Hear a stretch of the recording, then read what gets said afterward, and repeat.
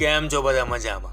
भाई लोग मजे में જ रहने का ओके, वरना जानवरों की तरह भागने वाली ये स्वार्थी दुनिया किसी के लिए ना रुकती। भाई लोग अपुन ने एक वीडियो बनाया बोले तो दिल्ली का पहला डॉन कौन था, और आप लोग ने कमेंट भी किए कि गुज्जू भाई इसके ऊपर फुल डिटेल वीडियो लेकर आओ। तो आज अपुन एकदम ही खतरनाक वीडियो लेकर आ गए ला। क्या बोलूं भाई लोग, ये साली गैंग वॉर इतनी रावोज है ना, सुन के दिमाग का भाजी वाला हो गए ला। बोले तो एकदम ही डेंजर गैंग वॉर थी। तो भाई लोग अपुन पहले ही बोल देता है, वीडियो को पूरा देखना मांगता। बाहरी दिल्ली यानी दिल्ली के बचे हुए गांवों का इलाका, जमीनों की आसमान छूती कीमतों ने इस क्षेत्र को गैंग वॉर की आग में झोंक दिए ला।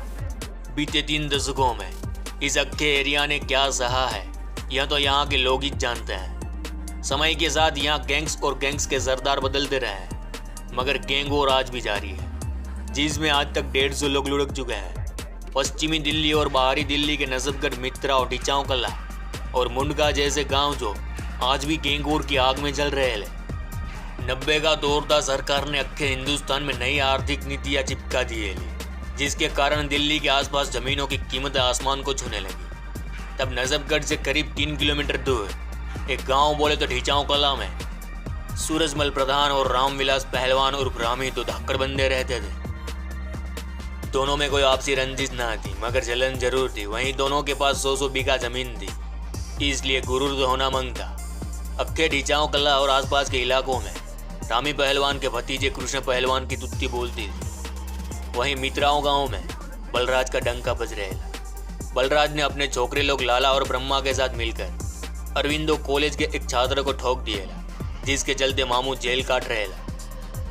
वहीं बलराज का जिगरी बोले तो जयबीर, जिसका लफड़ा चल रहेला कृष्ण पहलवान से।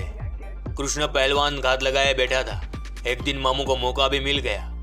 कृष्ण ने अपने पंटर लोग राजेश नारीवाल और जयबीर डोगरा के साथ मिलकर मित्राओं गांव के जयबीर को लुढ़का दिया। अब दोस्त की मौत का बदला लेने के लिए बलराज ने कृष्ण पहलवान के चाचा रामी पहलवान और उसके जिगरी बोले तो रोहतास को ठोक दिए। वहीं कृष्ण पहलवान को शक था कि चाचा रामी की हत्या में पड़ोसी सूरजमल प्रधान ने मुखबिरी की है ली। बस इधर से ही शुरू हुई दिल्ली की वहाँ पहली गैंग वॉर, जिसमें 150 लोग मारे जा चुके हैं। वहीं कई परिवार तबाह भी हो गए। अब शुरू होएगा इस कहानी का दूसरा अध्याय। बलराज का एक चाचा भी था, जिसकी शादी ना हुई ली, जिसकी ढांचा रोड पर 15 बीघे की जमीन थी।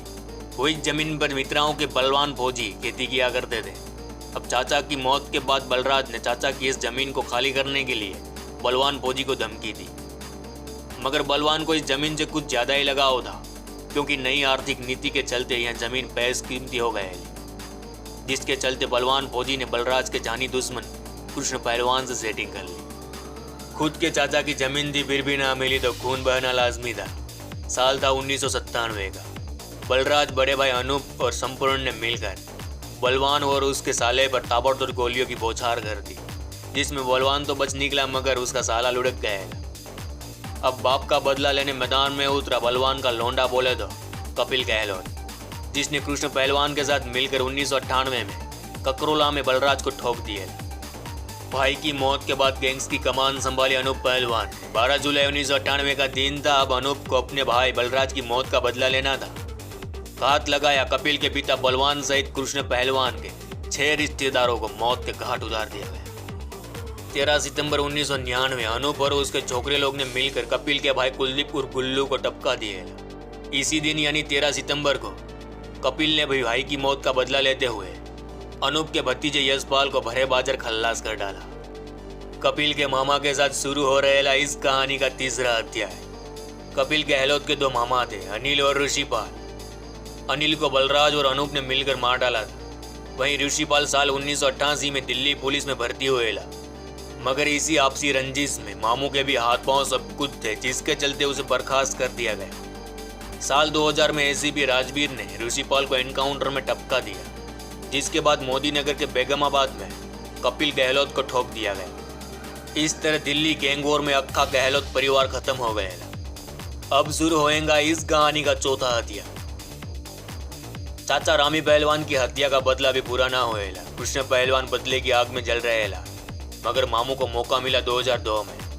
20 फरवरी 2002 टिचाऊ कल्ला से एक बारात सोनीपत आए। जगमेंद्र सिंह की बेटी पिंकी की शादी थी।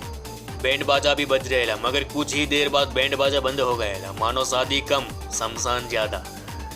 जब जाकर देखा तो 3 लाशें पड़ी थी। सूरज प्रधान बेटा सुखबीर और टीचाओं का लाकर नारायण सिंह की। यह वही सूरज प्रधान है जो कृष्ण पहलवान के चाचा रामी पहलवान के पड़ोस में रहता था। वहीं 2003 में अनूप पहलवान को रोहतक कोर्ट में पेशी के दौरान कृष्ण पहलवान के शार्प शूटर बोले तो महावीर डॉन ने ठोक दिएला। इस तरह कृष्ण पहलवान का बदला भी पूरा हो गया। अब शुरू होएगा कृष्ण पहलवान के भाई भरत के साथ इस कहानी का 5वां अध्याय।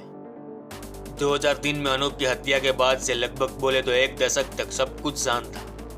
इसी बीच कृष्ण पहलवान का भाई भरत 2008 में विधायक बना। सब कुछ सही जा रहेला, मगर किसी को यह मालूम न था कि कोई फिर से आ रहेला बदला लेने, क्योंकि ये रंजिश थी भाई लोग। कई परिवार इस रंजिश में तबाह भी हो गए तो कोई कैसे शांत बैठ सकता।